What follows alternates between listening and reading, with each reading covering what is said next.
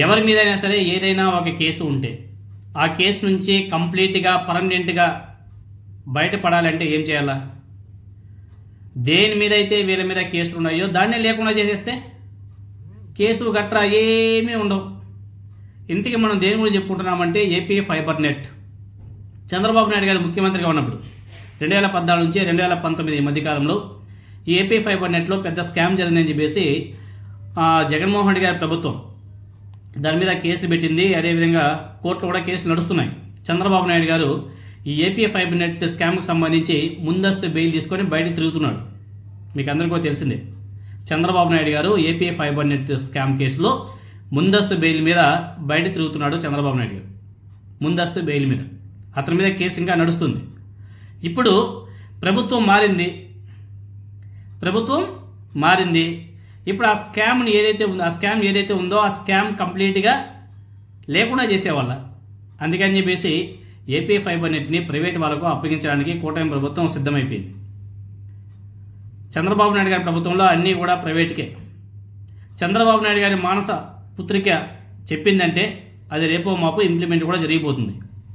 Cut చేస్తే ఈ fibre net scam పెద్ద స్కామ్. ఇది విచారణ జరుగుతుంటే చాలా స్పీడ్గా జరుగుతుంది. జగన్మోహన్ రెడ్డి గారి ప్రభుత్వంలో ఈ ఫైబర్ నెట్ స్కామ్కి సంబంధించి చాలా స్పీడప్ చేశారు వాళ్ళు. స్పీడ్గా జరుగుతుంటే సడన్గా ప్రభుత్వాలు మారిపోయాయి. ప్రభుత్వాలు మారడం ఆలస్యం. నిందితులే నేడు పాలకులయ్యారు. ఆనాడు నిందితులే ఈనాడు పాలకులయ్యారు. అసలు సంస్థనే లేకుండా చేస్తే స్కామే లేదు కదా అనే కుట్రలు కూడా అమలవుతున్నాయి. వాటిని ఏబిఎన్ రాధాకృష్ణ రాయడం, రేపో మాపు కూటమి ప్రభుత్వం ఇంప్లిమెంట్ కూడా చేయిస్తుంది. ఏబిఎన్ రాధాకృష్ణ రాశాడు. ఏమని రాశాడు? ప్రైవేటుకు ఫైబర్ నెట్, కేంద్రం అనుమతి కోరిన మౌలిక సదుపాయాల శాఖ, ప్రభుత్వ పరిధిలోనే ఆస్తులు, నిర్వహణ మాత్రమే ప్రైవేటుకు. ఏపీ ఫైబర్ నెట్ ప్రైవేట్ మన ఏబిఎన్ రాధాకృష్ణ రాశారంటే ఇంక రేపో మాపు అది ఇంప్లిమెంట్ కూడా అయిపోతుంది.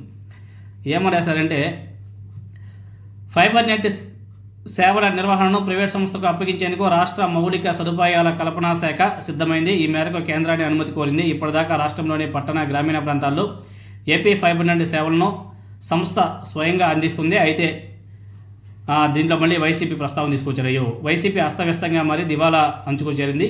పట్టణ గ్రామీణ ప్రాంతాల్లో ఫైబర్ నెట్ సేవలు అందిస్తున్న సిబ్బంది సమాచారం కూడా లభించని పరిస్థితి ఏర్పడింది. దీంతోనే ఫైబర్ నెట్ కార్యకలాపాలపై దర్యాప్తు చేయాలని చెప్పేసి ప్రభుత్వం విజిలెన్స్ అండ్ ఎన్ఫోర్స్మెంట్ విభాగాన్ని ఆదేశించింది. ఈ దర్యాప్తు తుది దశకు చేరుకుంది. మరో పక్షం రోజుల్లోపే నివేదిక ప్రభుత్వానికి చేరనుంది. దీన్ని ఆధారంగా భవిష్యత్ కార్యకలాపాలపై ప్రణాళిక రచించేందుకు I&I సిద్ధమైంది.